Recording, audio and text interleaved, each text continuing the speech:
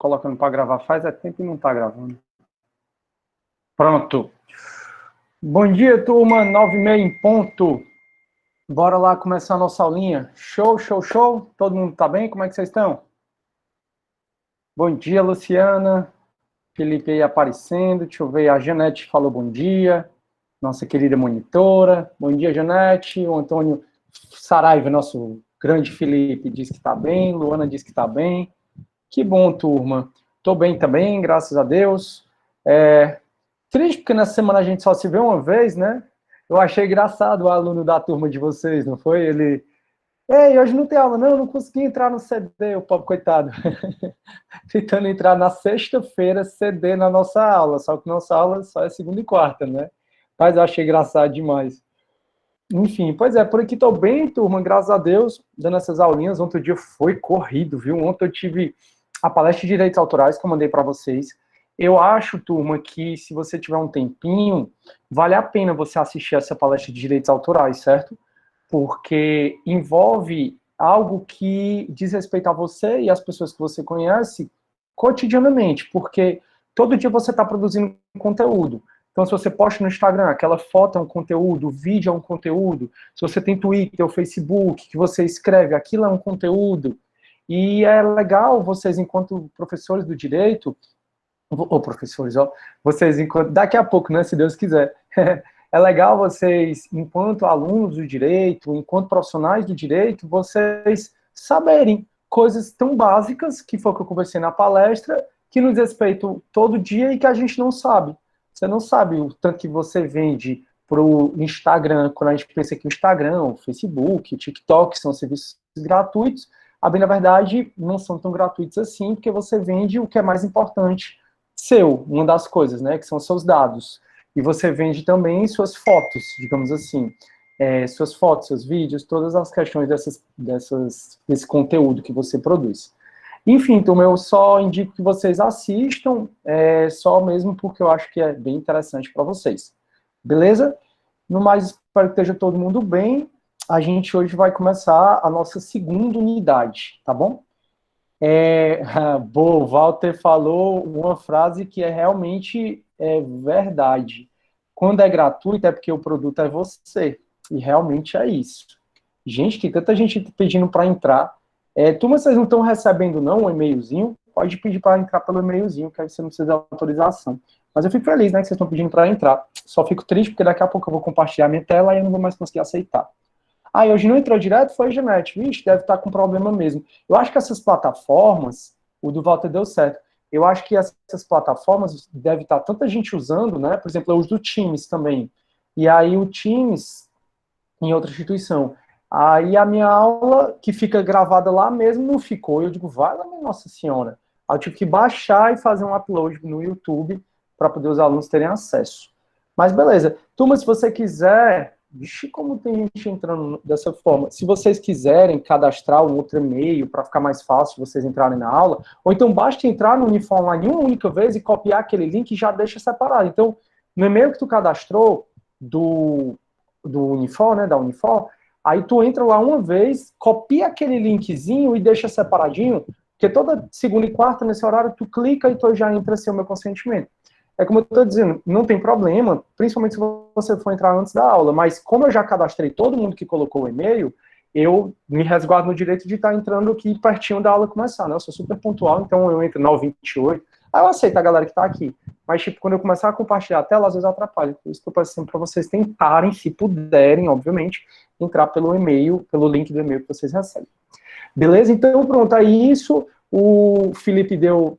Feliz Dia da Independência. Felipe, tu botou aqui Feliz Dia da Independência, né? Peraí que tem mais gente entrando. Tu botou aqui Feliz Dia da Independência, né? Eu só lembrei que eu fui convidado para fazer uma participação ao vivo num programa da TV Jangadeiro, né?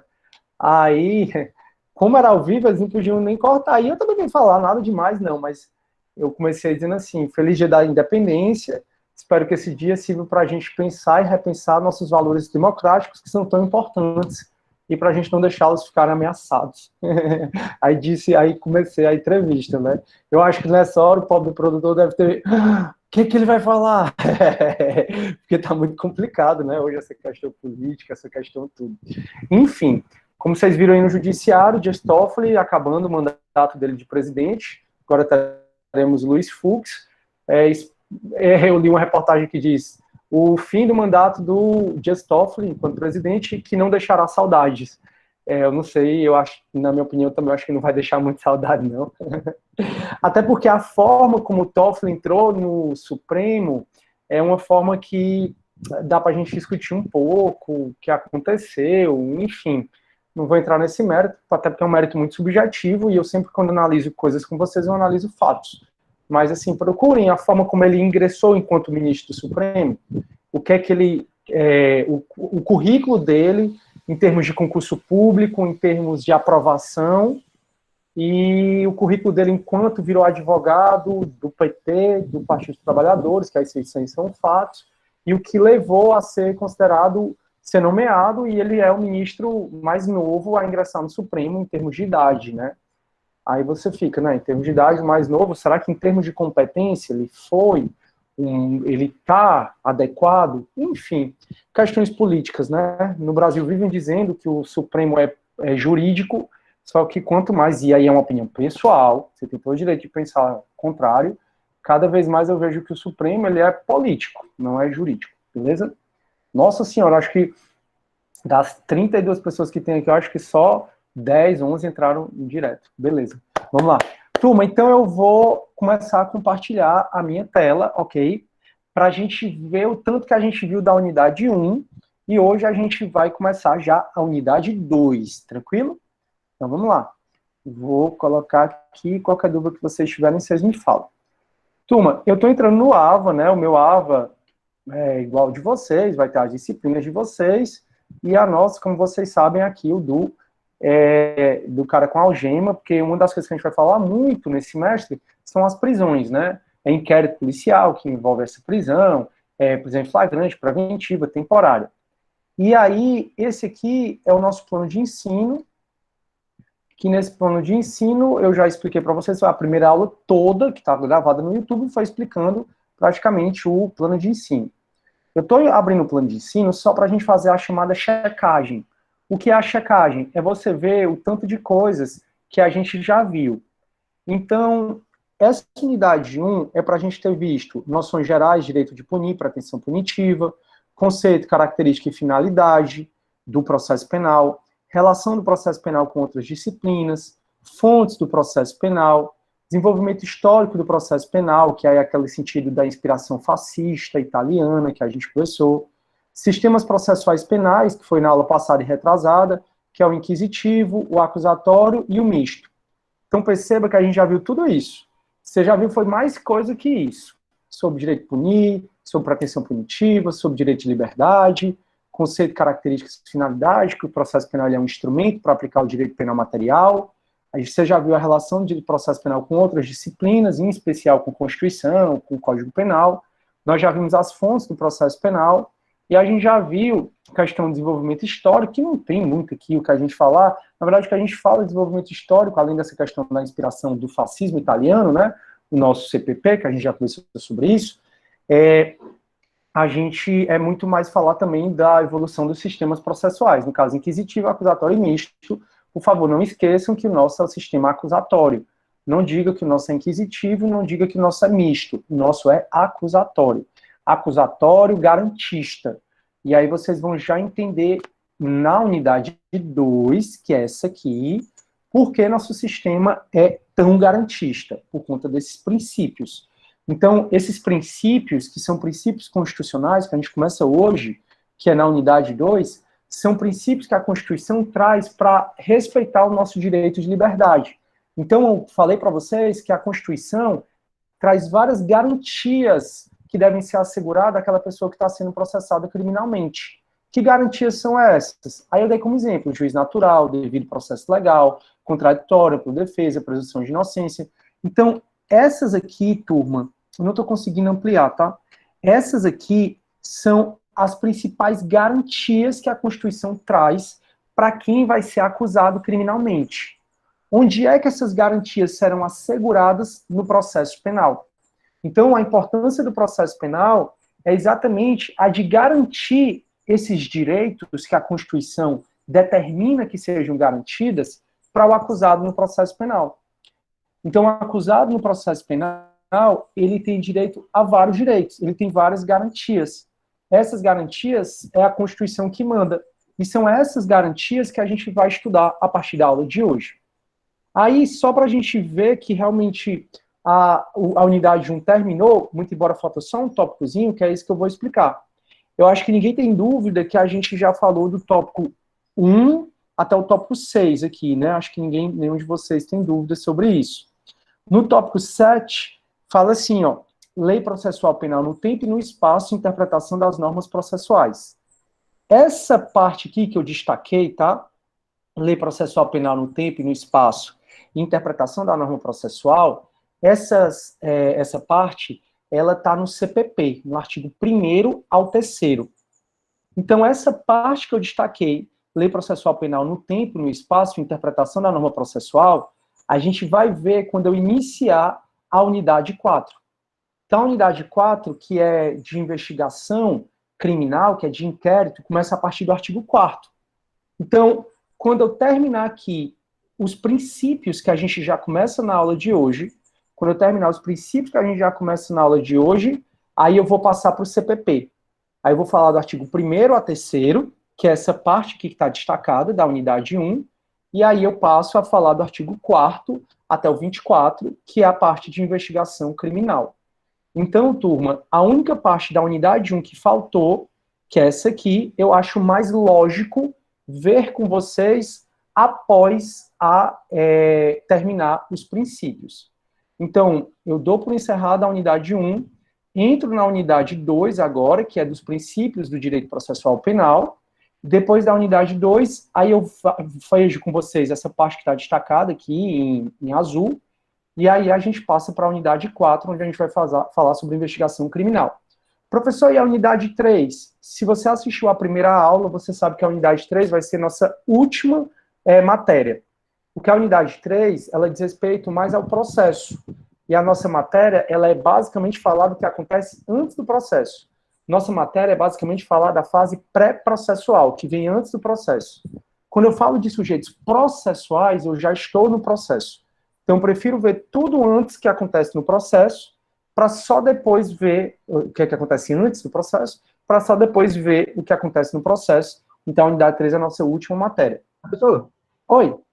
Se não me engano, o senhor tinha dito 1, 2, meia dúzia, que é a ação penal. Ah, é a ação penal. É verdade, você tem razão.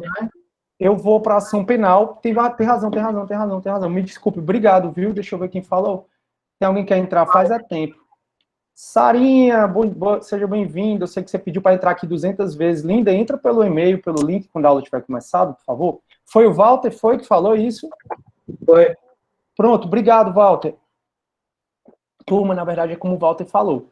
Depois que acabar aqui os princípios do processo penal, aí eu vou falar sobre ação penal, e aí depois a gente entra no CPP, aí eu falo do artigo 1º a 3º e falo de investigação.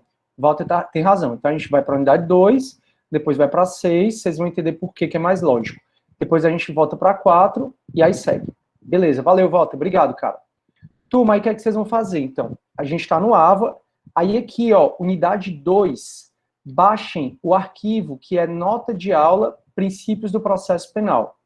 Então vocês vão baixar esse arquivo, princípios do processo penal, e aí vai ter até exercício para vocês fazerem, caso queiram. E é exatamente essa unidade 2, turma, que a gente vai falar sobre essas garantias que tanto faz do processo penal algo muito importante para o acusado. O acusado, então, ele tem direito a garantias. Essa questão de que a Constituição, o Brasil protege mais o preso, protege mais o criminoso, turma, são temas que não é tão bacana nós, enquanto dos direitos, debatermos muito. Porque todas essas garantias que a gente vai estudar agora são garantias que estão na Constituição. E como são direitos individuais de liberdade, são cláusulas pétreas. Então, se você vai questionar as garantias constitucionais do processo penal, você automaticamente tem que defender uma nova Constituição. E pelo histórico do Brasil, as nossas constituições são democrática, outorgada, democrática, outorgada, democrática, outorgada. Então, vocês viram isso em direito constitucional, que o Brasil ele sempre oscila, né? Uma Constituição democrática, outorgada e por aí vai. Se essa é a nossa Constituição mais democrática que o Brasil já teve, a de 88, e ela é muito nova para a gente já estar pensando em mudá-la, assim, embora tem tanta emenda constitucional que ela já foi quase toda mudada, né? Mas se você acaba defendendo uma diminuição desse direito processual penal garantista que a gente tem, você automaticamente tem que passar a defender uma nova Constituição. E defender uma nova Constituição significa dizer que provavelmente os valores que vão estar nessa nova Constituição são dos nossos políticos atuais, né? E isso, políticos atuais, não só questão da presidência da República, do legislativo, executivo, mas quem está no poder. E eu não sei se é a melhor hora para a gente estar discutindo isso. Então, a gente pode até discutir, né, que realmente, às vezes, pode ter muita garantia ou não, no âmbito abstrato, mas sabendo que quando a gente defender a extinção de certas garantias, a gente vai acabar defendendo uma nova Constituição, que, na minha opinião, não sei se é o melhor momento para a gente defender isso. Beleza. Então, turma, o direito processual penal, como vocês já entenderam, é um direito que serve para garantir esses direitos constitucionalmente previstos. Vocês vão notar que esses direitos, muito embora o que os leigos falam, que é muito direito, não tem nada demais. Então a galera tenta esperneia, dizendo que é muito direito para acusado, para não sei quem, mas não tem nada demais. A gente não quer esses direitos, a gente quer abolir esses direitos quando a gente acha que não precisa deles. Mas no dia que você, seu pai, sua mãe, um colega seu namorado, seu esposo, Deus o livre, responder um processo criminal, e se você responde um processo criminal não significa que você é condenado, que você cometeu o mesmo crime. Se você responde um processo penal, significa que o judiciário vai decidir se aconteceu o crime ou não, e se você é culpado ou inocente. Mas pode ser que alguma vez possa acontecer alguma confusão, alguma coisa, e tá lá você respondendo um processo criminal. E nessa hora, quando você, quando seu pai, sua mãe, quando nossos próximos, a gente for responder um processo criminal, é a hora que a gente vai dizer, eu quero aquele direito, esse, aquele, outro.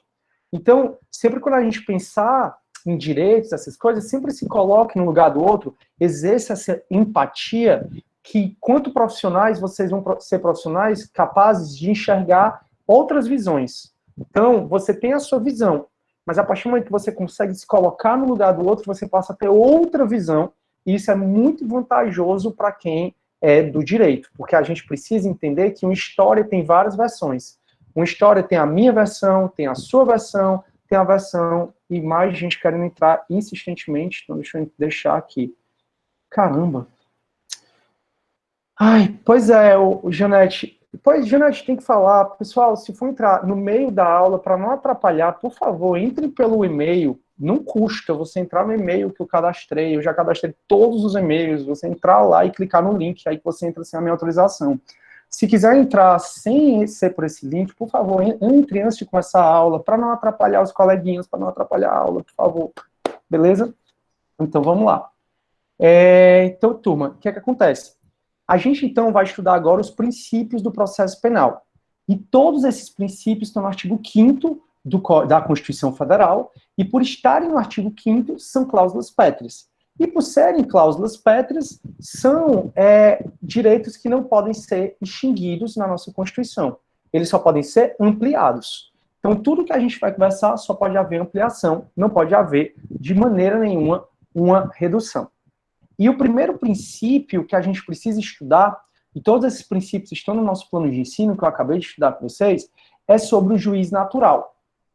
Turma, desse princípio do juiz natural, que é um princípio constitucional expresso ou explícito, surgem princípios constitucionais implícitos, como, por exemplo, o princípio do promotor natural.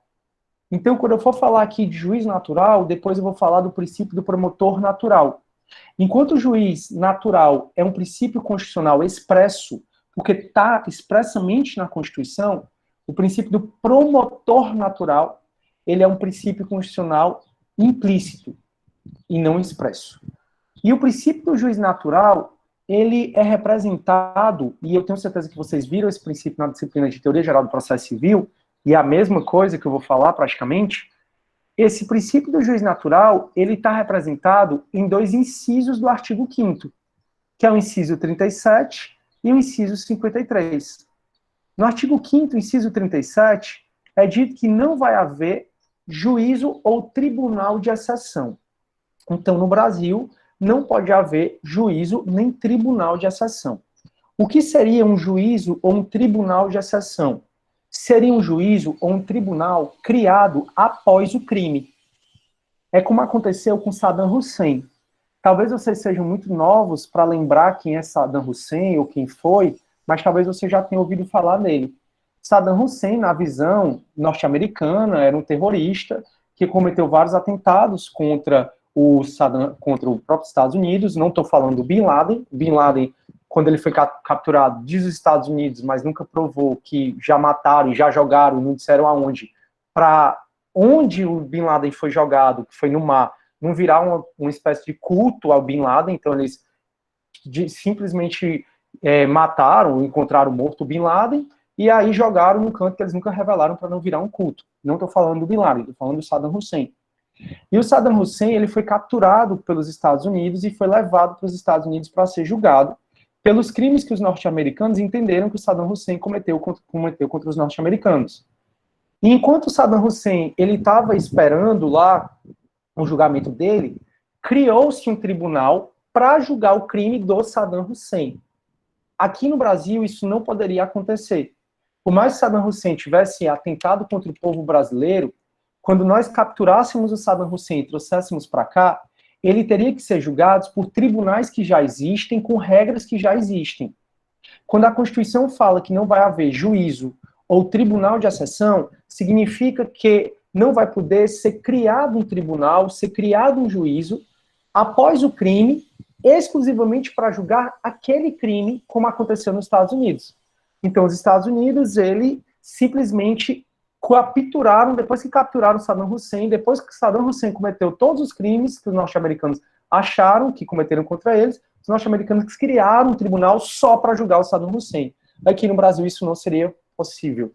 O Felipe, que é o meu monitor, ele está até aqui, né, meu aluno também aqui de Processo Penal 1, ele é meu monitor de filosofia. Lá quando a gente vai falar de filosofia contemporânea, eu falo da Hannah Arendt, e que é uma filósofa muito boa, e falo de muito incrível, a filósofa na realidade, ela trabalha muito com a banalidade do mal do ser humano, e eu falo do julgamento do Eichmann. O Eichmann foi o responsável pela logística dos vagões de trem para levar os judeus para os campos de concentração.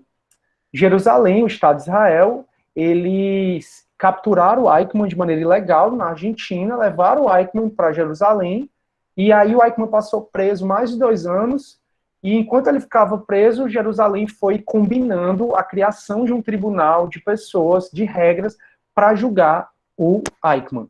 E aconteceu. Isso, como eu disse, também não poderia haver no Brasil, porque no Brasil, primeiro existe o tribunal com as regras, depois acontece o crime, aí você, quando comete o crime, vai ser julgado por tribunais ou por juízes, por juízos, não juízes pessoas, mas por juízos, pelo Poder Judiciário, que já existe, com as regras que já existem. Não podem ser criadas regras especialmente para um crime que aconteceu antes dessas regras. É isso o juiz natural. E o juiz natural, se vocês tiverem dúvida, por favor, liguem o áudio, porque eu não estou vendo o chat, mas depois eu posso voltar para o chat. O juízo natural, ele também está no artigo 553, quando ele fala que ninguém será processado ou sentenciado senão pela autoridade competente. Turma, a nossa penúltima matéria vai ser competência. Sem dúvida, uma das mais importantes do semestre. Vocês vão notar que todas as nossas matérias do semestre são importantes. E a competência criminal, na grande maioria das vezes, a nulidade no processo penal, na grande maioria das vezes, ela é absoluta. Porque quando tem uma nulidade no processo penal, a probabilidade dessa nulidade ter violado a Constituição é muito grande. E toda vida que uma nulidade ela viola a Constituição Federal, é uma nulidade absoluta, que vocês já viram em direito civil, que é nulidade relativa absoluta. Vocês vão voltar a falar sobre isso em processo penal 2. Mas o que eu estou dizendo é que uma decorrência do juiz natural é que se o juiz que te condenar, ele for declarado incompetente, todo aquele processo é considerado nulo, por violação ao juiz natural.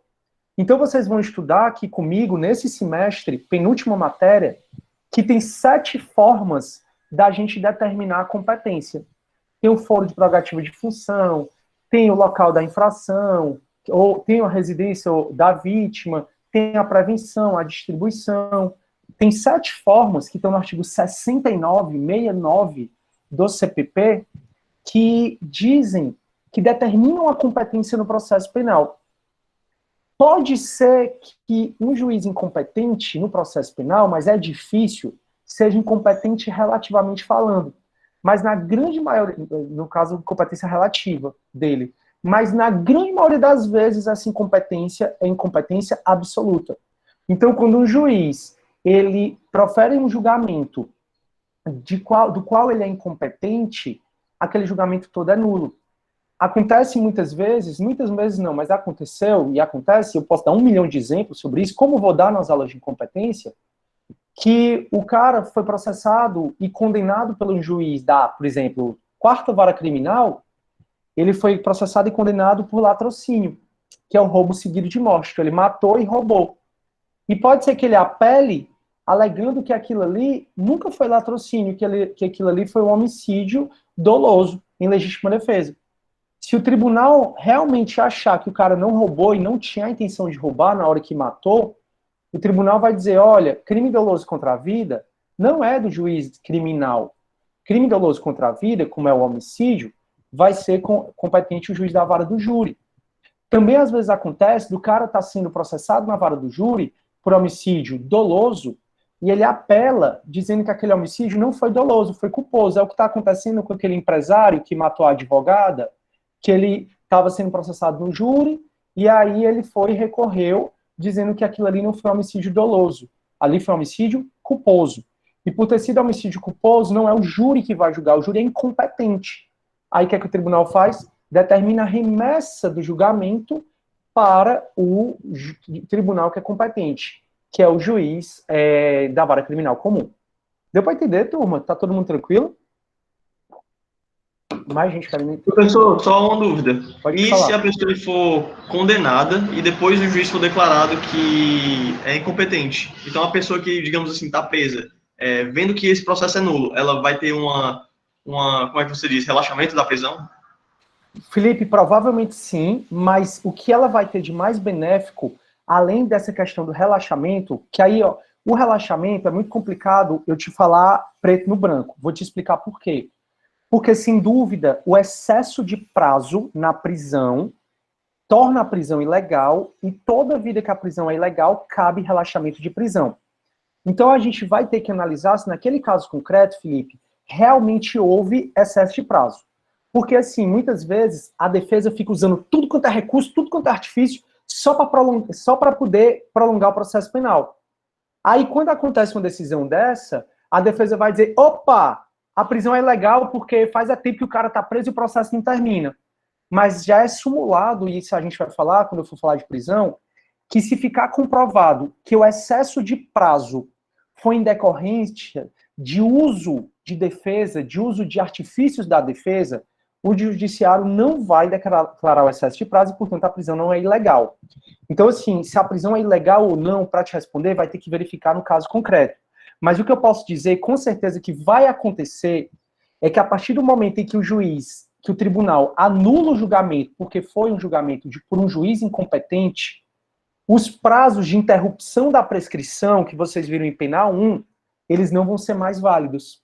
Então, em Penal 1, você estudou que todo crime prescreve, exceto 2, e que tem casos que estão no artigo 117 do Código Penal, que a prescrição zera e começa a contar de novo. Por exemplo, o recebimento da denúncia, a sentença condenatória, zera e começa a contar de novo. A prescrição existe para o judiciário correr para apurar o crime. E aí, o que é que acontece? Se eu fui condenado por um juiz incompetente, a sentença condenatória, quando ela é publicada, você viu isso em Penal 1, ela zera a prescrição e volta a correr de novo. Então, vamos supor que eu já estava no 4º ano, o crime estava para prescrever, aí eu tive a sentença condenatória, zerou, e volta a contar 1 dia, 2 dias, 3 dias. Quando eu apelo, Felipe, e digo que o juiz que me condenou é um juiz incompetente, o tribunal diz que todos esses atos processuais são nulos, inclusive a sentença condenatória. E se a sentença condenatória é nula, aquela interrupção do prazo nunca existiu. E se a interrupção do prazo nunca existiu, muito provavelmente meu crime está próximo de prescrever, ou já prescreveu. Deu para entender qual é a vantagem de declarar a nulidade para um advogado de defesa? É exatamente trabalhar com prescrição. Prescrição é uma das principais ferramentas dos advogados criminalistas. Deu para entender, Felipe? Show. Aí o Felipe... deixa eu só ver aqui para cima.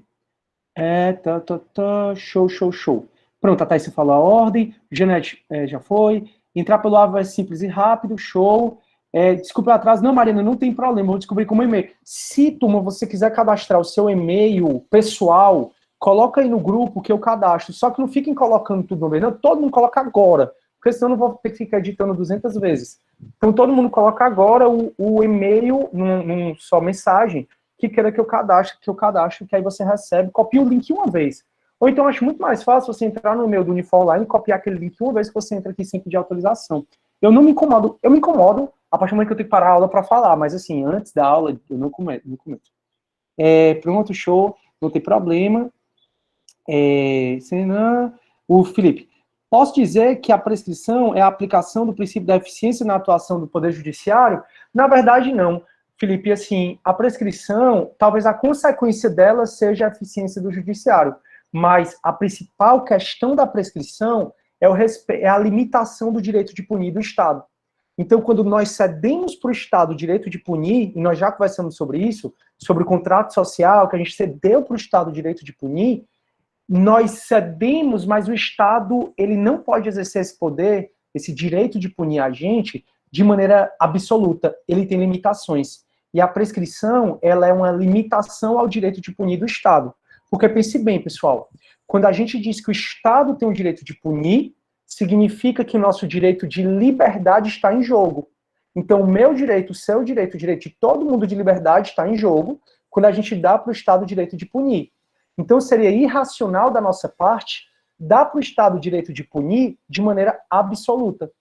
O direito penal em si, que vocês estudaram principalmente penal 1, aquele princípio da legalidade, lembram? Não há crime, se anterior que define, princípio da anterioridade, princípio da taxatividade. O direito penal em si, assim como a prescrição, né, que está dentro do direito penal, são manifestações da limitação ao direito de punir do Estado.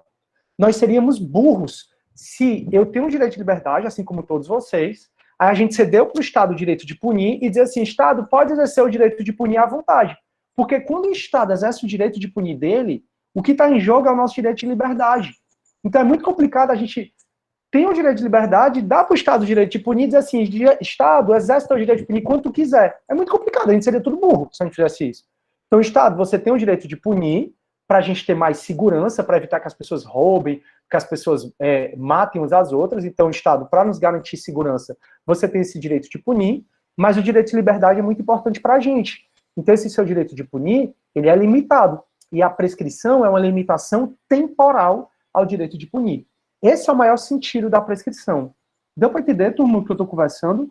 São discussões mais filosóficas, mas é importante que vocês entendam a filosofia do direito penal. Para que o direito penal e o processual penal existem. Porque fica mais fácil. Ótimo cadastrar o pessoal, porque o Meet... pronto, perfeito. Pronto, deu para entender, né, turma? Tá tudo bem? Todo mundo tranquilo? Show. Massa. Então, decorrência desse juiz natural, em que não se pode criar um tribunal após o crime, exclusivamente para julgar aquele crime, decorrente do juiz natural, em que você tem que ser julgado por uma autoridade que é competente, surge o princípio do promotor natural. O princípio do juiz natural é um princípio constitucional explícito, está explícito na Constituição. Está aqui. Mas existe um princípio constitucional implícito, que é o princípio do juiz natural. E esse princípio constitucional implícito, que é o princípio do promotor natural, ele decorre do juiz natural. E o Supremo aceita o princípio do promotor natural. Então, quando você for processado pelo Ministério Público, você tem que ser processado por um promotor ou por um procurador da República que seja competente para te processar. Então, vamos supor que eu trabalhe como promotor na vara na vara de família.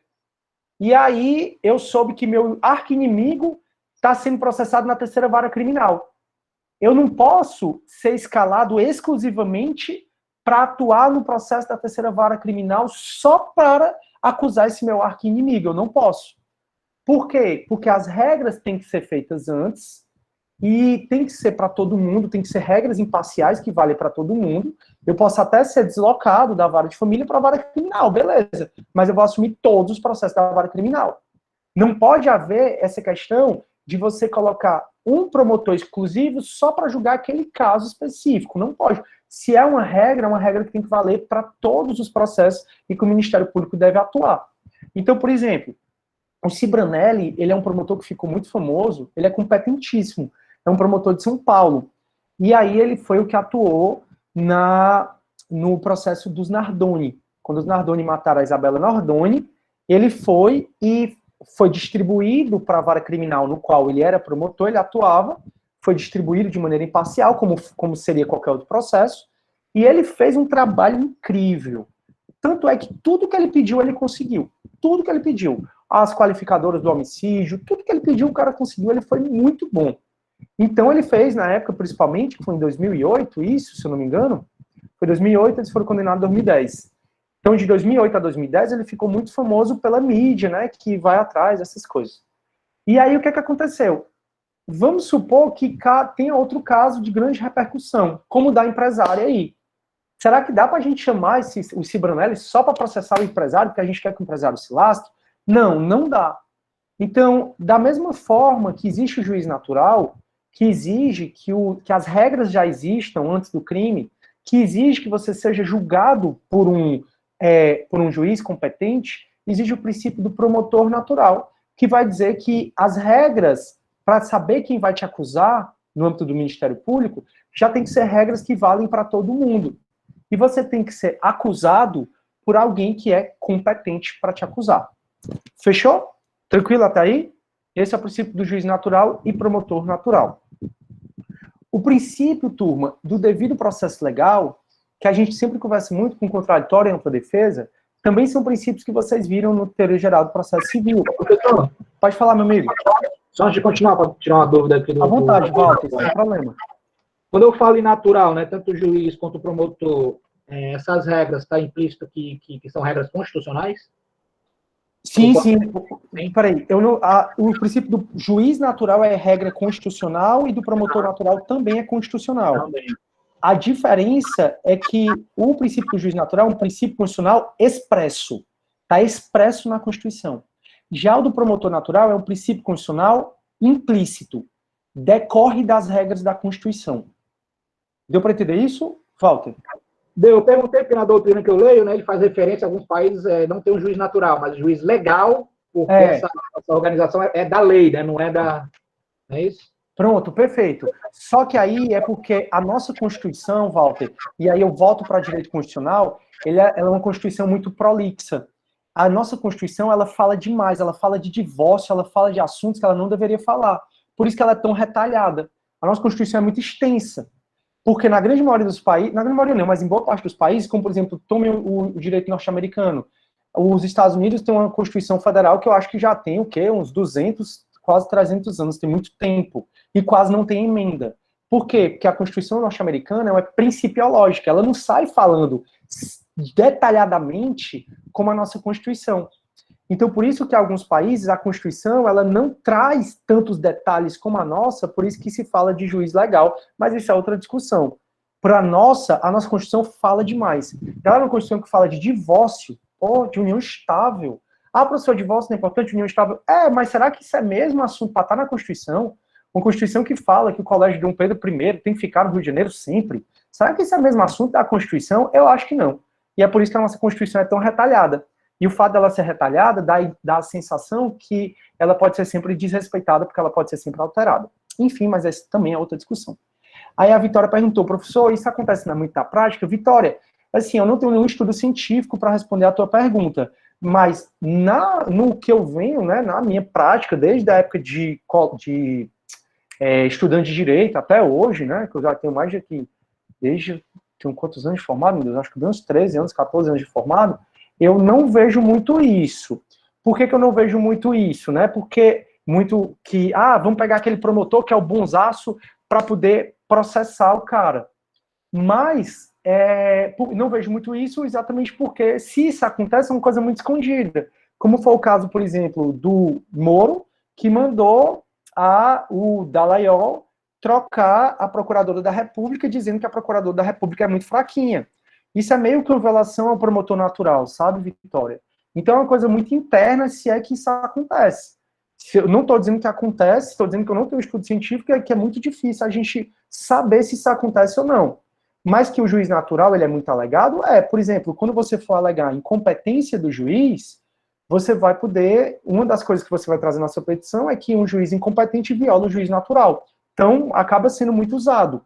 Mas, assim, se acontece do juiz tirar, deles fazerem interna, é uma coisa escusa, né, ilícita, então eu realmente não sei. Quero acreditar que não aconteça. Mas, pela mensagem do Moro, eu acho que acho que acaba acontecendo. Enfim, vamos lá. Turma, se vocês tiverem dúvida, por favor, me perguntem, tá bom? Vamos lá. Devido processo legal.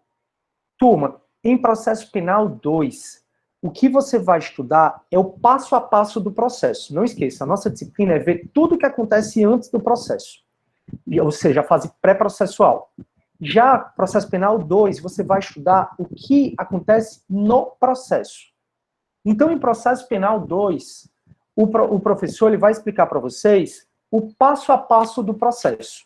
Em outras palavras, ele vai falar assim, tudo começa com o oferecimento da denúncia. Deixa eu mostrar para vocês a minha aula aqui de processo penal, que aí você entende mais ou menos o que é que eu estou falando. Que, na verdade, eu já acho que você entende, porque você já teve procedimento em processo penal, ou em processo civil 1.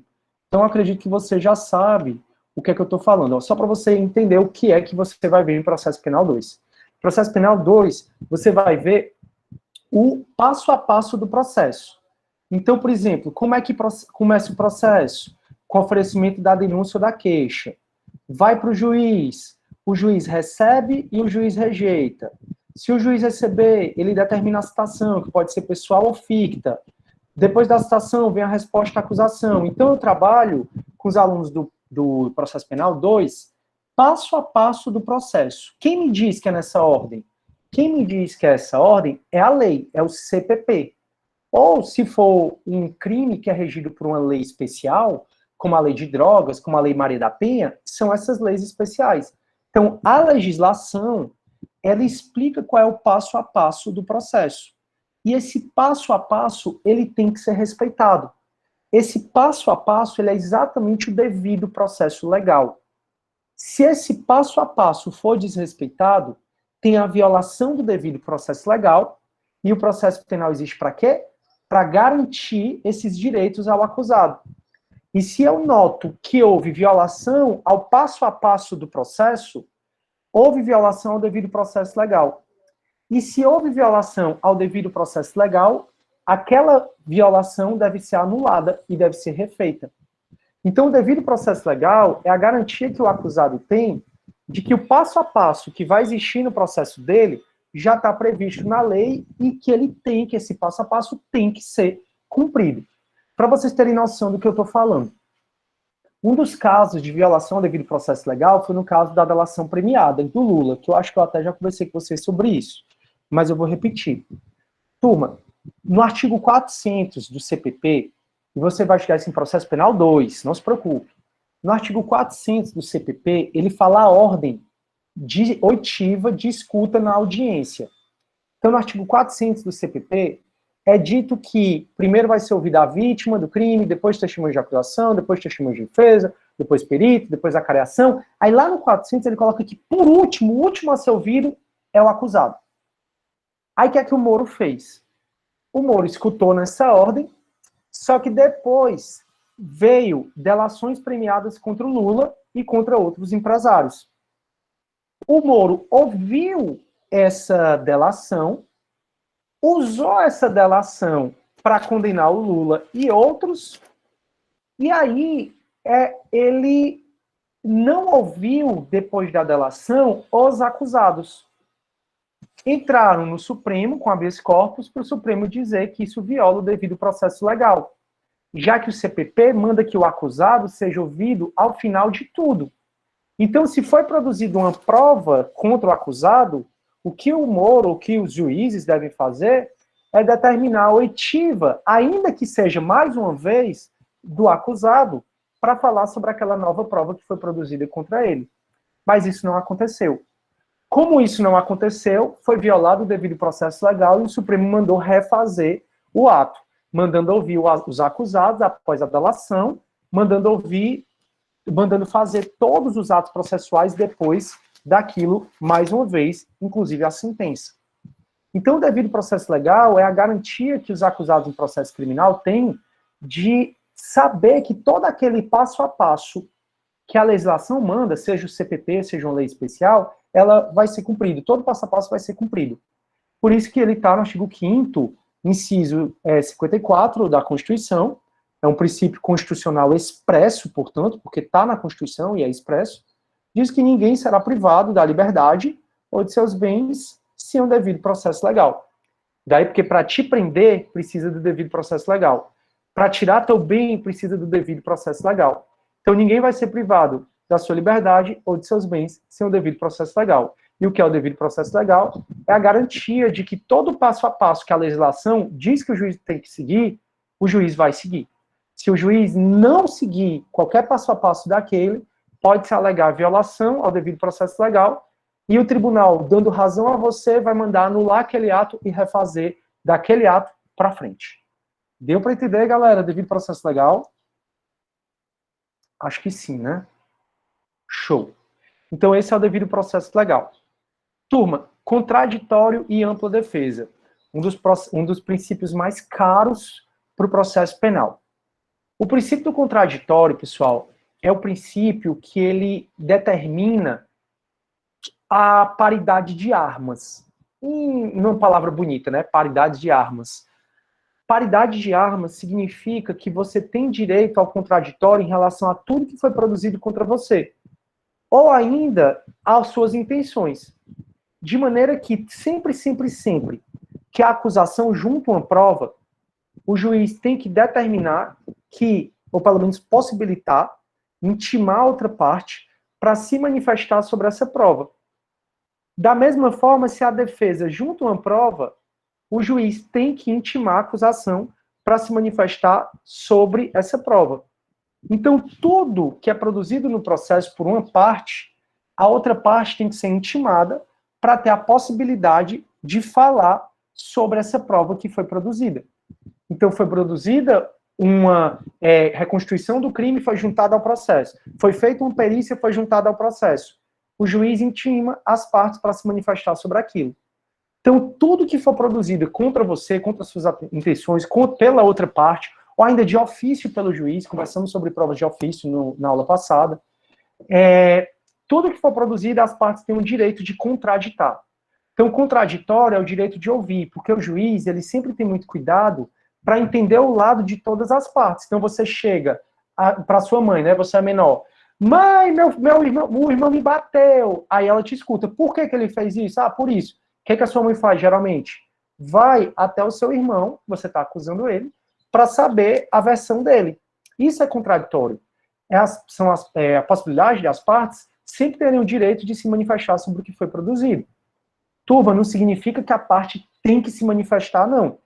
Então, foi juntada uma perícia aos autos, o juiz intimou o MP e a defesa para se manifestarem, o MP diz, não quero me manifestar, não. O MP não se manifestou, não tem nulidade. A defesa não se manifestou, não tem nulidade. Não tem nulidade porque o contraditório é possibilitar as partes de contraditar o que foi produzido ali. Não significa que elas têm a obrigação de contraditar. Então, isso é o contraditório. Já a ampla defesa é diferente de soberania da defesa, tá bom? Então, ampla defesa é menor que, lembra do sinal de menor que? É menor que soberania da defesa. Vou colocar aqui, soberania da defesa. Soberania da defesa, você vai estudar no júri, que vai ser próximo semestre. Então, ampla defesa, eu coloquei aqui no chat, é menor que soberania da defesa. Ampla defesa é você poder utilizar todos os meios jurídicos existentes. Então, ampla defesa é você poder utilizar todos os meios jurídicos existentes para fazer a sua defesa. Então, se o direito ele prevê apelação, embargos de declaração, embargos infringentes, embargos de nulidade, se ele prevê exceção no direito processual, é sinônimo de defesa. Então, se a lei prevê que você pode utilizar aquela arma, aquela defesa, você pode utilizar. Isso é ampla defesa. Ampla defesa é você poder utilizar todos os meios jurídicos existentes a favor das suas intenções para com o juiz, né? Já, turma, quando vocês forem ver Tribunal do Júri, no semestre que vem, vocês vão estudar o procedimento do júri, como é que acontece. O professor vai falar para vocês que no júri, o júri é regido não pela ampla defesa, e sim pela... Turma, eu escrevi errado, tá? Não é soberania da defesa, eu confundi. É plenitude da defesa. Peraí que eu vou copiar aqui. Plenitude. É soberania do plenitude da defesa. Corrijam aí, por favor. Ampla defesa, ela é menor do que a plenitude da defesa, que é no júri.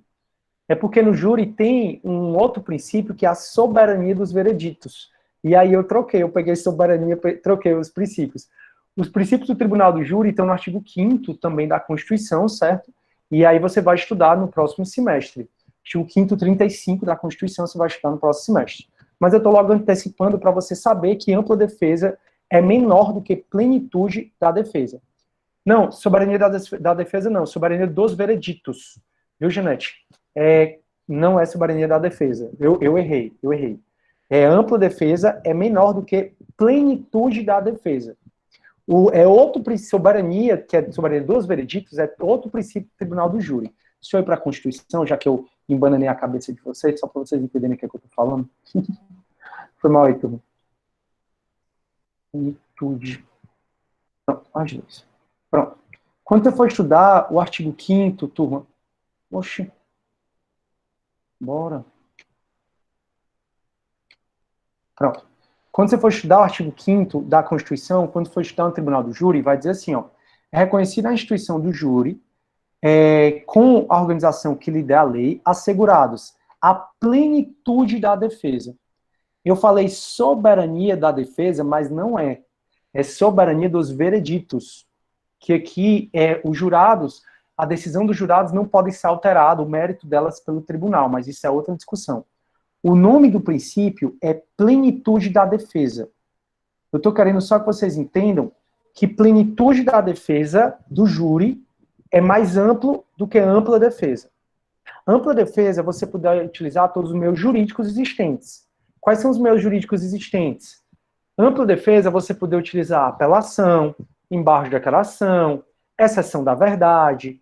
Todos os meios que o direito possibilita que você use, você pode usar. Isso é ampla defesa.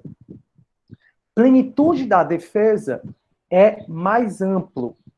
Plenitude da defesa significa que no Tribunal do Júri, o advogado ele pode não só usar os meios jurídicos, como ele pode usar meios religiosos, sociológicos, antropológicos, na defesa do jurado, na defesa do acusado para os jurados.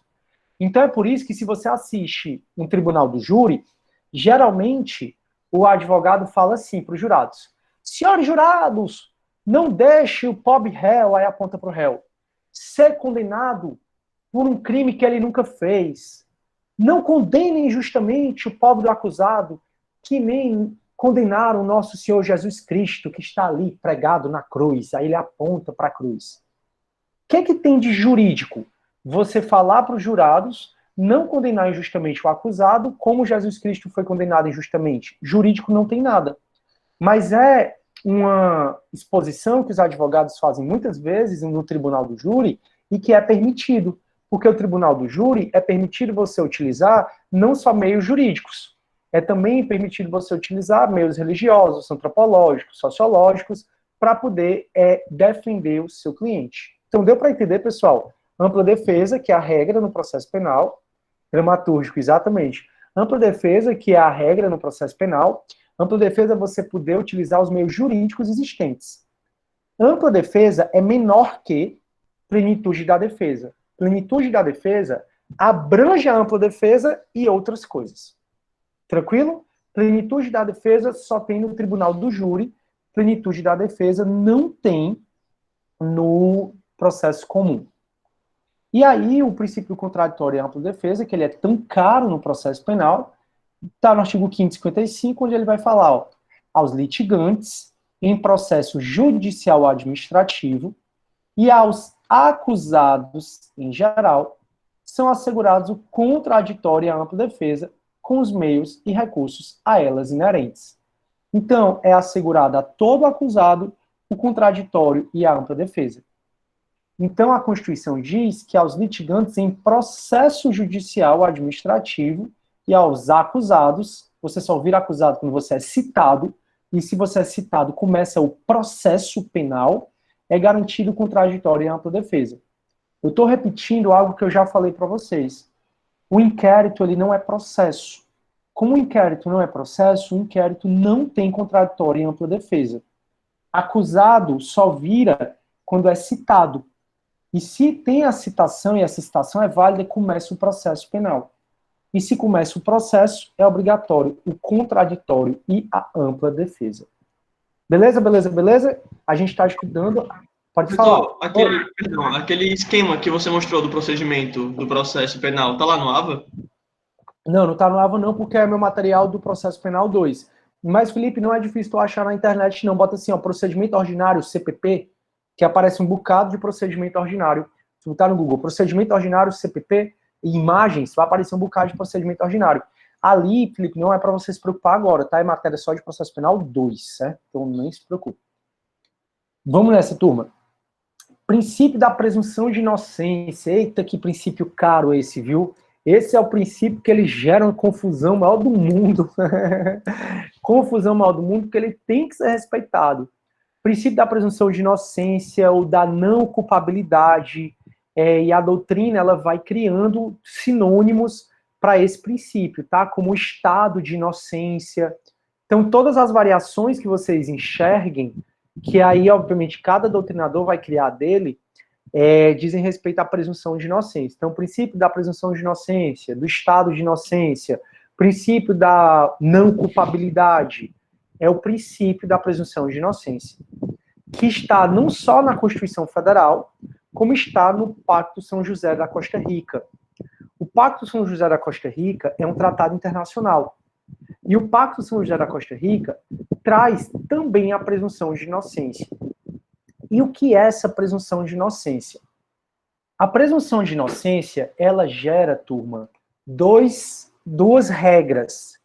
Gera uma regra probatória e gera regra de tratamento. Então, o princípio da presunção de inocência gera dois tipos de regras. Então, a Constituição determina que todas as leis, todos os funcionários públicos, todas as pessoas respeitem duas regras no que diz respeito à presunção de inocência. Uma é a regra probatória e outra é uma regra de tratamento. A regra de tratamento, ela diz que todas as pessoas têm que ser tratadas como inocente, até que haja o trânsito em julgado de uma sentença penal condenatória. Então, a lei, as pessoas, o funcionário público, os juízes, os oficiais de justiça, todo mundo deve tratar uma pessoa como inocente. Você só pode dizer que ela não é mais inocente quando o judiciário condenar aquela pessoa e aquela condenação transitar em julgado. Condenação transitada em julgado é a condenação que não cabe mais recurso. Então, a regra de tratamento, que aí já eu dou exemplos, é a Constituição ordenando que todas as pessoas, funcionárias públicas, magistradas, desembargadores, o que for, todas as pessoas, a lei, o legislador, na hora que for fazer leis, deve tratar todas as pessoas, a mim, a você, a seu pai, a sua mãe, todo mundo como inocente. A gente só deixa de ser tratado como inocente quando tem uma sentença penal condenatória e essa sentença penal que te condenou, ela transita em julgado, ela não cabe mais recurso. Por exemplo, o que é que está acontecendo com o Lula? O Lula está solto. O Lula está aí falando de sucessão presidencial, ele está aí opinando na política. E o Lula tem 2 condenações no processo do triplex do Guarujá, e ele tem mais uma condenação no sítio Atibaia. Nenhuma das condenações, elas transitaram em julgados. Então você, enquanto jurista, não pode sair dizendo por aí que o Lula é criminoso, que ele é um bandido, que ele é... Não é que não pode, né? Pelo menos você não deveria. Porque se nós somos juristas e a nossa função é respeitar o ordenamento jurídico, incluindo, obviamente, a Constituição, nós temos que respeitar o mandamento constitucional de tratar as pessoas como inocentes. Então, só a partir do momento em que uma pessoa, por mais inquéritos policiais que tenham contra ela, por mais processos penais que tenham contra ela, por mais condenações que tenham contra ela, se não transitou em julgado, a pessoa tem que ser tratada como inocente. Então, a presunção de inocência, ela implica, ela tem uma capilaridade enorme. De maneira que, vamos supor que hoje eu vou ser condenado por um crime e que eu respondo a 10 outros processos criminais, ou que eu respondo por 30 inquéritos. Então, vamos supor que eu faço parte de uma organização criminosa, tenho 30 inquéritos nas minhas costas, tenho 10 processos criminais nas minhas costas, e o primeiro juiz vai me condenar hoje. O juiz, e provavelmente o professor de penal 1, quando ele estava falando de penas para vocês, quando ele estava falando de reincidência, de maus antecedentes e bons antecedentes, o professor de penal 1 provavelmente conversou com vocês de que o juiz não pode utilizar inquéritos em curso ou condenações que não foram transitadas em julgados para agravar a pena, seja pelos maus antecedentes ou seja pela reincidência. Generalizar. Isso foi uma pergunta? Luciana, foi uma pergunta? Oi, professor. Sobre o seguinte, é sobre a questão do habeas corpus do Lula pelo Supremo. O senhor acha que existe possibilidade de julgamento para esse ano? Aquele que ele contra o Moro, né? Contra o foi o que eu passei para vocês, foi uma atividade 3, né? Que eu adiei até. Pronto, tá desde 2018 para ser julgado. O Toffoli, no final do ano passado, prometeu que ia ser esse ano, mas diante da pandemia não tem previsão ainda. O Celso de Mello está licenciado, né? Também, né? Sim, exatamente. Aí quem vai assumir agora é o Fux, talvez o Toffoli passe a bola para o Fux. Certo. Aí, no caso, ele até eu estava lendo que no caso da... como existem 2 garantistas, né, no caso o processo, né, foi distribuído para a turma, né, 2 garantistas e 2 punitivistas, provavelmente se houver, quer dizer, havendo empate, seria favorável ao Lula, Você já né? está antecipando o próximo princípio, que é o indúbio pro réu. Para com isso. É porque eu estava lendo. Tu provavelmente leu isso na matéria que eu coloquei lá como fonte, que ela diz como o indúbio pro réu pode beneficiar o Lula, que ia ser não, o meu exemplo. Mas foi para fazer o trabalho mesmo, foi para fazer o trabalho. Show. Não, mas aí a gente vai já conversar sobre isso, deixa eu só concluir isso aqui. Que é o indúbio pro réu, realmente no habeas corpus, quando fica empate, vai a favor do réu. Mas a gente já conversa sobre isso. Então, turma, a regra de tratamento da presunção de inocência, da não culpabilidade, do estado de inocência, é exatamente que as leis, os funcionários públicos, os juízes, os magistrados, têm que te tratar como inocente. Então, eu tenho 10 inquéritos policiais, 30 inquéritos policiais em curso contra mim, mais 10 processos eu respondo, e o Felipe só tem 1. Aí, hoje, o mesmo juiz vai me condenar por um crime e vai condenar o Felipe por outro crime. Eu tenho que ser tratado igual ao Felipe. O fato de eu ter 30 inquéritos policiais nas minhas costas e 10 processos penais não autoriza o juiz a agravar minha pena dizendo que eu tenho maus antecedentes ou que eu sou reincidente. Então, inquéritos policiais em curso, isso aí é até simulado, o professor de penal 1 deve ter mostrado para vocês, inquéritos policiais em curso e ações em andamento não servem para agravar a pena do acusado. Não servem. Porque a presunção de inocência diz que você deve ser tratado como inocente. Só vai o juiz, se me condenar hoje, puder agravar minha pena pela reincidência ou pelos maus antecedentes, caso eu já tenha uma condenação com trânsito em julgado anterior. Então, enquanto eu não tenho nenhuma condenação com trânsito em julgado anterior, eu sou inocente. Resumindo, a Constituição manda que o Lula seja tratado como inocente, não só o Lula, mas todas as outras pessoas que ainda estejam respondendo processo criminal. Ela manda que não haja um agravamento da pena do condenado enquanto tem outros inquéritos policiais em curso, outros processos em andamento. Só pode agravar a pena dele se esses processos em andamento tiverem uma condenação com trânsito em julgado. Então, a primeira regra que a Constituição manda em relação à presunção de inocência é uma regra de tratamento. Já a segunda regra é uma regra probatória, de maneira que, por conta da presunção de inocência, você não precisa provar a sua inocência. Então, no processo penal, existe o ônus de prova, que vocês já estudaram, que é isso na teoria geral do processo civil, ônus de prova, que é o seu dever de provar ao juiz. Esse seu ônus de prova é ao que você alega. Então, quem alega é que tem que provar.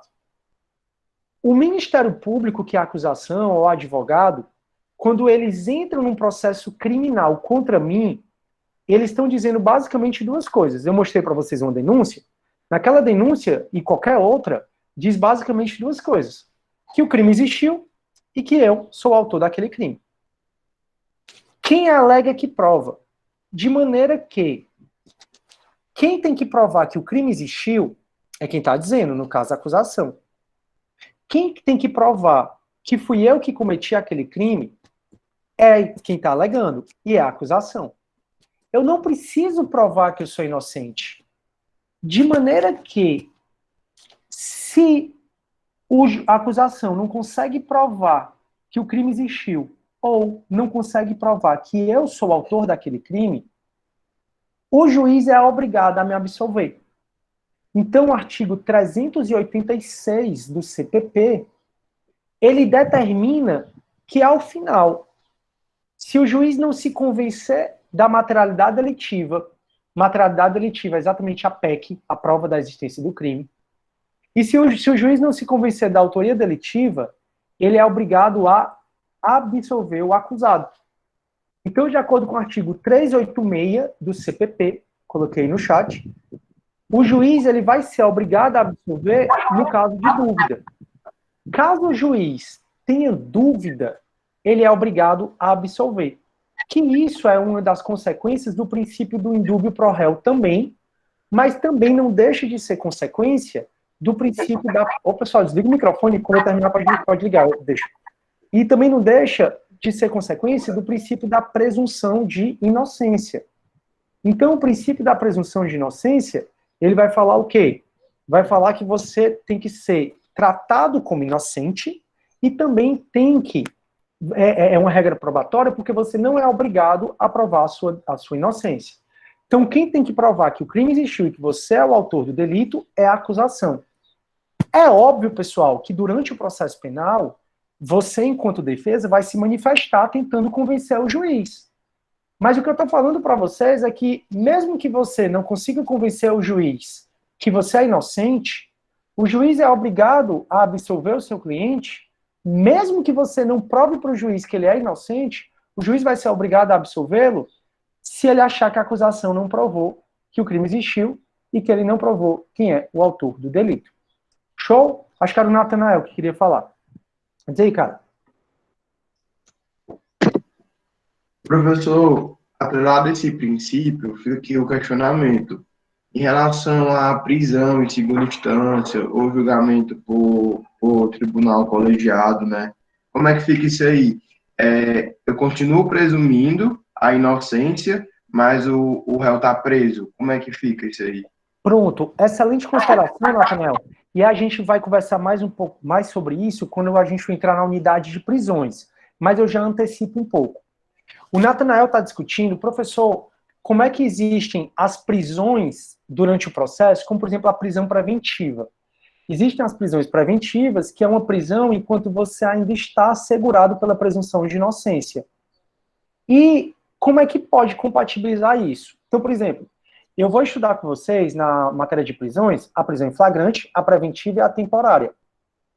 Todas essas três prisões, flagrante, preventiva e temporária, são prisões que ocorrem quando você ainda está amparado pela presunção de inocência. Aí o Nathanael está perguntando, como é que pode? A presunção de inocência está dizendo que você deve ser tratado como inocente, e no CPP eu vou estudar 3 tipos de prisões que ocorrem quando não tem sentença penal condenatória com trânsito julgado. Aqui, Nathanael, aí eu relembro o Constitucional, o Supremo ele fez a ponderação de valores, ponderação de princípios. Vocês sabem que quando tem princípios que se chocam, é resolvido pela ponderação, se for estudado pelo professor de Constitucional, com vocês. Na ponderação de valores entre o direito de liberdade, o princípio da presunção de inocência, que diz respeito ao meu direito de liberdade, e essas prisões pré-processuais, flagrante, preventiva e temporária, o Supremo determina que entre o direito de liberdade, que é individual, e o direito à segurança, à coletividade, que é público, prevalece o direito público, o direito à segurança, à coletividade, de maneira que o Supremo diz que essas prisões que ocorrem na fase pré-processual, quando você ainda está amparado pela presunção de inocência, são prisões constitucionais. Então, prisão preventiva ocorre na fase pré-processual, ou na processual, mas ocorre quando você ainda é inocente, mas ela é constitucional. Flagrante é constitucional, e a temporária também é constitucional, se presentes os requisitos. Então, aqui foi uma ponderação de valores que o Supremo fez entre a presunção de inocência, que é um direito individual, e a segurança da coletividade, que é um direito público. E aí o Supremo decidiu que, se presentes os requisitos, que a gente vai estudar que requisitos são esses, isso na outra unidade, se presentes esses requisitos, essas prisões são constitucionais. Essa foi a primeira pergunta do Nathanael, muito bem perguntado, muito bem colocado, muito legal quando o aluno faz esse link com outras matérias. E a outra pergunta do Nathanael foi sobre a prisão decorrente de sentença penal condenatória em segunda instância. Turma, além de, eu recomendei hoje no começo da aula que vocês vissem a minha live ontem sobre direito autoral, né, porque você produz conteúdo o tempo todo e você não sabe como esse conteúdo está sendo usado, então eu mega recomendei. Então, ao invés de assistir Netflix, eu achei a live. E outra live que também que eu recomendo demais é que eu fui convidado para representar todos os professores do CCJ numa live, que é a live, cada centro fez uma live, e o CCJ me convidou para fazer a live do CCJ. Que aí, o que acontece? Nessa live, eu conversei sobre os principais julgamentos do Supremo de 2018 e 2019. E aí, o primeiro julgamento que eu comecei falando foi exatamente sobre a prisão decorrente de sentença penal condenatória em segunda instância, que não é mais possível, daí porque o Lula está solto. E eu lembro que eu já conversei com vocês também sobre isso, quando a gente estava falando do pacote de crime. Então, por conta também da presunção de inocência, não se admite mais, e é a 4ª vez que o Supremo muda de entendimento, mas o atual entendimento é o de que, por conta da presunção de inocência, entre outros princípios, não se admite mais a execução provisória da pena, mesmo após condenação em segunda instância. Falei para vocês que existe a execução provisória da pena no júri, que é algo que eu acho que vai ser declarado inconstitucional, mas, como regra, não existe execução provisória da pena após condenação em segunda instância. Então, o Lula teve a primeira condenação por 9 anos pelo Moro, pelo triplex do Guarujá, e ele foi condenado por 3 desembargadores do TRF, pelo mesmo processo, há 12 anos. Então, o Lula já tem 2 condenações no processo. O Lula está solto. Por quê? Ele ficou preso, porque na época o Supremo admitia a execução provisória da pena, após condenação em segunda instância, mas o Supremo, pela 4ª vez, mudou de posicionamento. Então, quando o Lula, que estava preso, executando provisoriamente a pena dele, após a condenação em segunda instância, quando ele foi solto, quando ele foi liberado, foi exatamente porque o Supremo mudou o posicionamento dele sobre essa questão. Deu para entender, Nathanael? Eu sim, professor. Muito obrigado. Beleza, excelente pergunta. E aí a gente já antecipou um pouco o que a gente vai ver, né, nas prisões, mas já fica até dado para vocês estudarem. Então, turma, a presunção de inocência, que como eu falei para vocês, pode ter outras variações, estado de inocência, pode ter presunção, estado de não culpabilidade, ou presunção de não culpabilidade, ou princípio da não culpabilidade, são todos sinônimos. É um princípio que não só está expressamente na Constituição, daí porque é um princípio constitucional expresso, como também está nos tratados internacionais, entre eles o Pacto de São José da Costa Rica. E ela diz no artigo 5º, 58, que ninguém será considerado culpado até o trânsito em julgado da sentença penal condenatória. Então, você só pode ser tratado como culpado após o trânsito em julgado da sentença penal condenatória. Uma sentença penal que te condenou. Então, por isso que o Lula está sendo tratado como inocente, não só o Lula, mas como várias outras pessoas.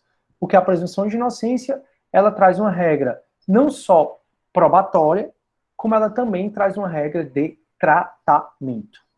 E aí, turma, só para eu já adiantar um pouquinho a matéria, eu sei que eu já ia acabar a aula, mas deixa eu falar só um pouquinho desse último princípio aqui, que é da inadmissibilidade das provas obtidas por meios ilícitos.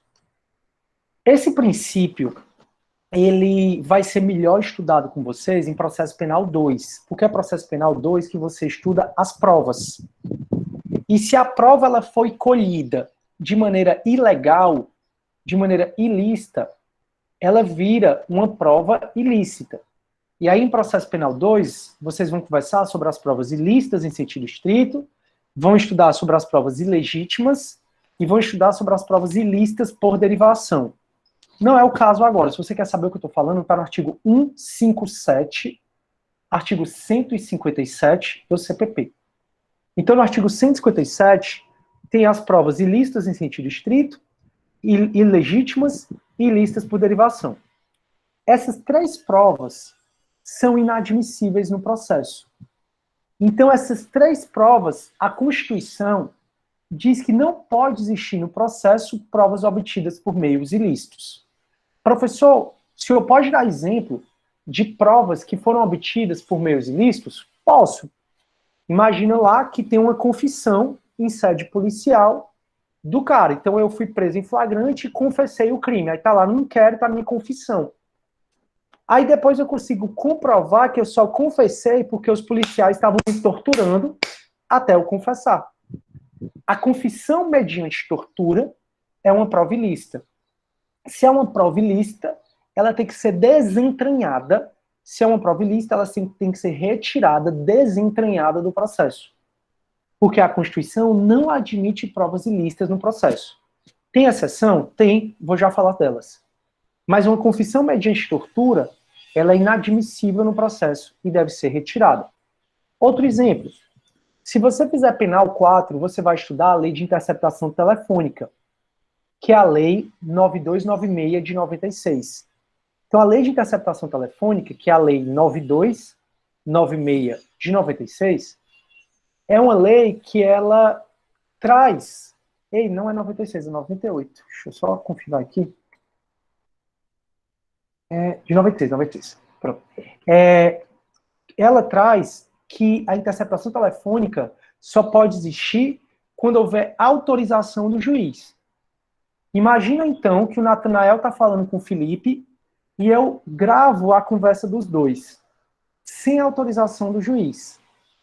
Isso é uma prova ilícita, porque é uma interceptação telefônica, que é um terceiro, gravando a conversa de outros dois, sem o consentimento desses outros dois, sem autorização do juiz. É uma prova obtida por meio ilícito. Então, se o juiz notar que aquela prova ela foi obtida por meio escuso, ilícito, ele tem que mandar retirar do processo. E o pacote anticrime, não esqueça, diz que o juiz fica proibido de proferir a sentença naquele processo. Já conversamos sobre que se o juiz tiver contato com prova ilícita, ele fica proibido de fazer sentença naquele processo. Mas essa parte está suspensa, não está valendo. Foi uma alteração do pacote de crime, que eu já conversei com vocês, que ela está suspensa. Então, professor, quer dizer que se a prova é ilícita, não pode estar no processo. Isso. Porque diz, são inadmissíveis no processo as provas obtidas por meios ilícitos. Em processo penal 2, você vai estudar 3 exceções a isso. Que eu não vou estudar com vocês, as 3, só uma, porque se eu for estudar duas é sobre a prova ilícita por derivação, e aí eu vou ter que explicar o que é isso, e é matéria de processo penal 2, não interessa pra gente agora. Interessa pra gente agora você saber que, como regra, prova ilícita não pode estar no processo criminal. O juiz tem que... Deixa eu só terminar aqui, por favor. Turma, prova ilícita, sempre eu pergunto se vocês estão com dúvida, tá? E não é só a hora que eu perguntar se vocês estão com dúvida, é que podem ligar. É que quando você liga, vê um chiadeiro aqui que... e também atrapalha o raciocínio. Tá. Então, turma, no processo penal, não pode haver prova ilícita. É isso? Sim, não pode. O juiz notou que tem prova ilícita, ele tem que mandar retirar do processo e incinerar, inutilizar aquela prova. É isso? É. Só que tem 3 exceções onde a jurisprudência e a lei admite que a prova, mesmo sendo ilícita, ela pode ficar no processo. Dessas 3, eu só vou estudar uma com vocês. Eu preciso só que vocês saibam que existe exceção a esse princípio. E a única que eu vou estudar com vocês é uma decisão jurisprudencial. Ou seja, não está na lei nenhuma. Não tem lei que diga o que eu vou dizer. É jurisprudência do Supremo. O Supremo admite que uma prova, mesmo sendo ilícita, continue no processo, se essa prova ficar comprovado que essa prova, ela é o único meio que o réu tem de provar a sua inocência. Então, se eu, Cisne, estou sendo processado criminalmente e eu produzo uma prova ilícita, porque é o único meio que eu tenho de provar a minha inocência, nesse caso, o juiz ele é obrigado a aceitar e a me absolver por aquela infração. Vou dar um exemplo já já. Então, se o único meio de o réu provar a inocência, turma, é o único meio, não é o meio mais cômodo. É o único meio, o cara não consegue produzir provas nenhuma. O único meio que ele consegue atestar a inocência dele fica caracterizado que é por essa prova ilícita. O juiz pode aceitar no processo e pode usar essa prova ilícita para absolver, só para absolver. Professor, o juiz pode pegar essa prova ilícita e usar contra outra pessoa para condenar? Não pode. Então, prova ilícita não pode ficar no processo, tem que ser retirada e inutilizada. E prova ilícita só tem uma, tem 3 exceções, mas uma que pode ficar é quando é o único meio de o réu provar a inocência dele. Então, pode ficar no processo. O exemplo é que eu estou sendo processado por um crime que eu não cometi, contudo, eu não tenho provas, eu me isolei no interior, estou aqui isolado no interior, não tem ninguém que saiba que eu estou aqui, tá? O crime aconteceu lá em Fortaleza, e eu não estou conseguindo provar, porque não tem nenhuma testemunha, eu não estou conseguindo, turma, provar minha inocência. Aí o que é que eu faço? Eu faço interceptação telefônica, sem autorização do juiz, da conversa do Natanael e do Felipe. E nessa conversa eu gravo o Natanael dizendo, olha aí o otário do Sidney, respondendo por um crime que não foi nem ele, vamos nos safar dessa, ha, ha, ha, ha, ha.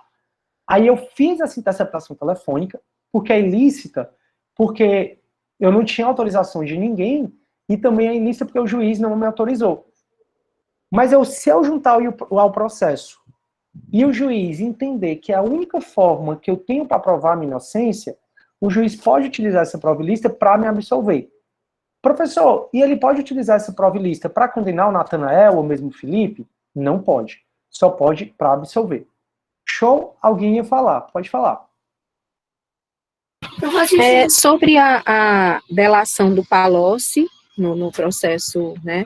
Aquela delação que o Moro divulgou próximas eleições, ela foi também considerada ilícita, né, professor? Pois é, Luciana. Aí eu só posso te falar a minha opinião. Eu não posso te falar o que realmente é, porque o Supremo não decidiu se é ou não.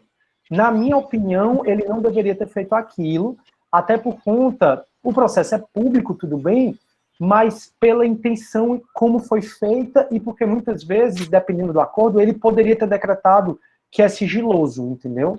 Então, assim, como o Supremo não entrou nesse mérito, eu não posso dizer. Ah, tá. Porque, e teve também aquela questão da escuta telefônica da Dilma com Lula na época, que ela, né, aquela questão também que... Mas ali tinha autorização para fazer a interceptação telefônica deles, do telefone. E o que não dava era o que foi errado, ainda que moralmente falando, é ele divulgar, exatamente porque mostra uma série de violações, né? Inclusive, talvez, da imparcialidade dele. Tá certo, tá certo. Show. Tinha outra pessoa que ia falar, turma. Não tinha? Então, pronto. A Mariana dizendo assim, no caso de vazamento das mensagens pessoais, ela se torna lícita pela publicização? Não necessariamente, viu, Mariana? Quem publicizou sem poder publicizar pode responder por um outro crime que vocês viram em penal 3, que é o crime de violação ao sigilo funcional. Esse crime de violação ao sigilo funcional está no artigo 325 do CP, é por ali, 326 ou é 5 do CP, violação a sigilo funcional. Então, se você divulga algo que estava em segredo, que não podia ser divulgado, você responde por esse crime. Mas pela publicização em si não torna a prova ilícita, não. A Isaíde fala, pro réu vale prova ilícita só nesse caso, Isaíde, que eu acabei de falar, se for o único meio de o réu provar a inocência dele. Só nesse caso. Ah, o réu podia ter provado a inocência dele de outra forma, com testemunha, que ele não arrolou as testemunhas, não perguntou às testemunhas. Ah, vai usar a prova ilícita? Pode não, porque ele poderia ter provado de outra forma. É só se o juiz achar mesmo, é uma decisão do magistrado, que é a única forma do juiz, do réu, provar a inocência dele. Aí a Mariana, eita, mas se for entrar na seara da moralidade, concordo com a Mariana. Gente, tão triste, né? E assim, o nosso país, para onde é que ele está indo? Porque eu estava até conversando isso ontem na aula de filosofia, não era, Felipe? Porque o nosso país, que sempre foi muito aceito como um país alegre e feliz, eu não sei se vocês estão notando, a gente está perdendo essa referência de povo alegre, povo feliz, já não enxergam mais a gente como isso. Nas pesquisas que fazem, a gente está lá, acho que é bem o 20º país mais feliz, o primeiro é a Finlândia. Enfim, por conta dessas corrupções, a gente não aguenta mais, né? Assim, tá de saco cheio, chega. O Witzel aí, ele ainda é amparado pela presunção de inocência, né?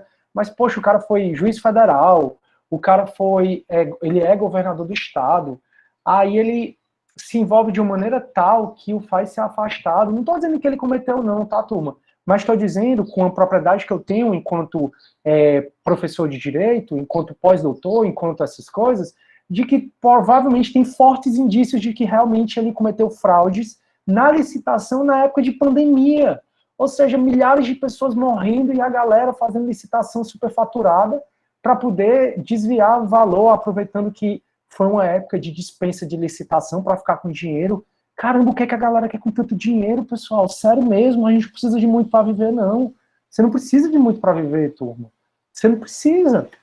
E aí a galera quer, sei lá, com 5 milhões, 10 milhões, aí vai o outro, a esposa recebe 88 mil e não explica por quê. Caramba, tá presidente, cara. Se você não levanta a bandeira da moralidade, da anticorrupção, não estou dizendo que tem algo ilícito ali, não. Só estou dizendo que, enquanto presidente, ele deveria dar uma explicação para o povo brasileiro, né? E aí eu pelo menos, e assim, eu sou brasileiro ferrenho, nato, gosto, amo ser brasileiro, nunca pensei em morar fora daqui, tenho 2 irmãos que moram fora desde que o mundo é mundo, poderia ter ido morar fora. Quando eu fui morar fora, tive a oportunidade de dar aula na Polônia e na Rússia. Não quis, só fui fazer pós-doutorado fora, porque eu sabia que eu ia voltar. Mas, assim, tal hora, como meus irmãos dizem esse saco.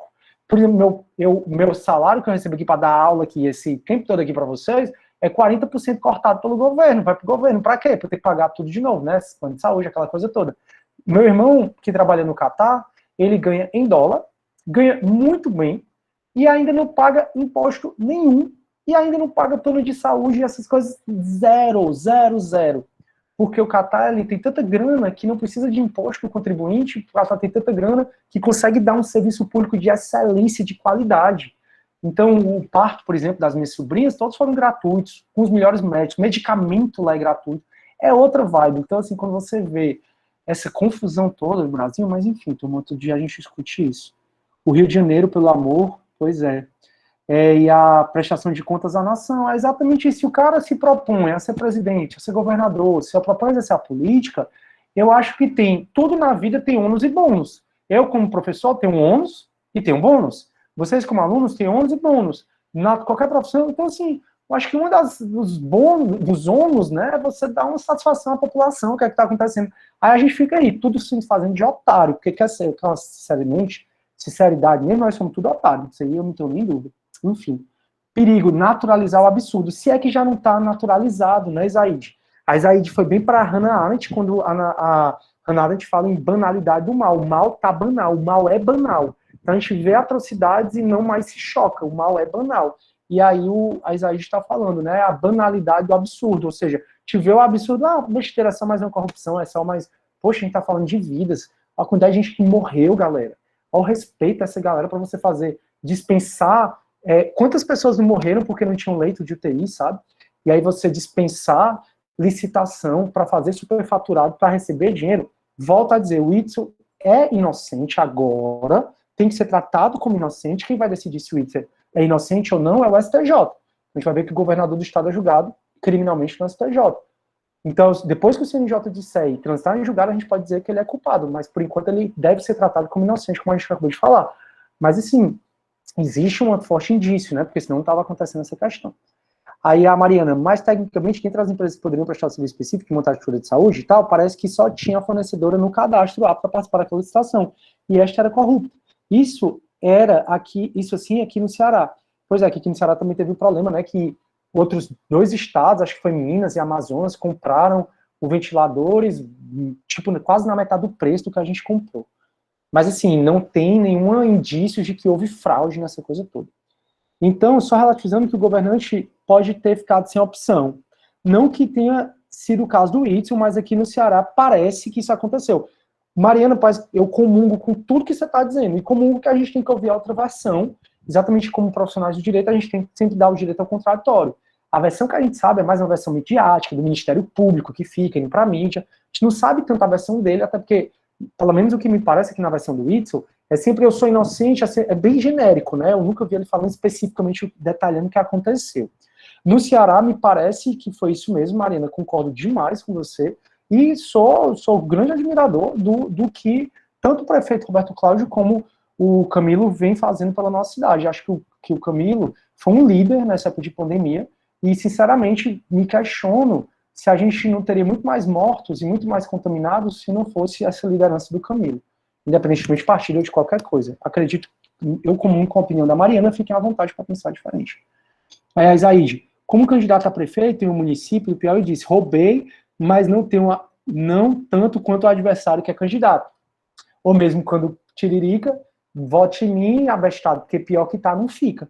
Aí ele acabou o mandato dele dizendo que ele se surpreendeu porque ficou pior do que ele imaginava, né? Não sei se vocês lembram, eu lembro quando o Tiririca ele se candidatou a deputado federal, era vote no Tiririca, pior que tá, não fica. E ficou, né? Ele ganhou lá, foi um dos mais votados, enfim. Aí, ele admite que roubou e está usando para o bem. Pois é, ele rouba, mas faz. É o tipo de discurso que não comporta mais nesse século XXI. Mas parece que a grande maioria das pessoas parece estar alienada no Instagram e acha melhor fazer isso. Inclusive, ele questionou a imparcialidade da procuradora, o Witzel. Pois é, e aí vem a história do promotor natural, Luciana. É muito bacana esse comentário de vocês, porque mostra a postura bem imparcial de vocês, de tentar analisar o que está acontecendo.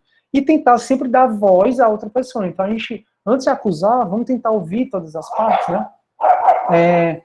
Aí a Andresa, talvez o povo começou a olhar e a sentir acelerada a corrupção instalada no país agora, pois toda essa corrupção e criminalidade não começou ontem, começou desde que o Brasil foi descoberto pelos portugueses. Que bom que estamos começando a questionar certas práticas. Professor, como vai ser a atividade 3 essa semana? Eu explico toda quinta. Aí a Thaísa, não, eu explico toda quarta, né, para vocês. Turma, engraçado, eu me programei para explicar na quinta, eu ainda não programei a atividade 3, mas eu acho que eu já sei o que é. Eu vou pedir para você, já que a AV já está chegando, eu vou pedir para você construir 4 questões objetivas sobre a matéria vista até agora. Então, 4 questões objetivas sobre a matéria vista até agora. Não está disponível ainda no AVA, mas eu disponibilizo já já. É porque eu sou programado para dar aula terça e quinta. Esse negócio de dar aula segunda e quarta, para mim, é novidade. E aí, por isso que eu me atrapalhei aqui. Eu pensei, não vou fazer a atividade. E aí vai ser 4 questões objetivas com um textinho, um introdutório. As melhores questões eu vou colocar na prova com indicação do seu nome. Minha mãe amou a aula de hoje, principalmente com essa discussão, pois é, direito a isso, oi, mãe da Thaísa, direito a isso, a gente tem que discutir e sempre tentar analisar os fatos, né, sem deixar aquelas emoções humanas, que todos nós somos seres humanos, temos emoções, mas tentar resguardar, ter um pouquinho de inteligência emocional para analisar as coisas com imparcialidade, independentemente da posição que você esteja, sendo juiz, acusação, defesa, seja na sua vida pessoal. Então, sempre tentando ouvir, entender o que está acontecendo para depois tomar a decisão e não deixar a nossa emoção nos levar. Obrigado aí, mãe da Thaísa. E Thaísa, eu já te disse, é o nome da minha irmã, só que é com THA, YSSA. Ah, não, a Isaíde, a mãe da Isaíde. Ah, não, a mãe da Thaísa mesmo. A Isaíde. Supermãe Thaísa, aqui a minha filha de 3 anos está acompanhando essa aula. Minha mãe ama a aula de processo penal, show. Objetivos mesmo, sim, aí você indica qual é a resposta, tá bom? Você vai fazer um texto introdutório, por exemplo, sobre o princípio de presunção de inocência, Nestor Távora fala o seguinte, aí você coloca, responda as questões abaixo, aí A, B, C, D, E, aí você indica qual é a resposta correta. Objetivos mesmo, 4 questões bem simples. Andresa, mas só para confirmar, a da 2 foi prorrogada. Sim, a atividade 1 e 2 foram prorrogadas até o dia 22 de setembro. Setembro? Foi, né? Foi, setembro. E, professor, teria que sair. Bom dia. Beleza. A Janete deu para fazer a chamada? Show. Pois, galera, é isso. Vou parando aqui a aula. Nossa, como a gente se estendeu.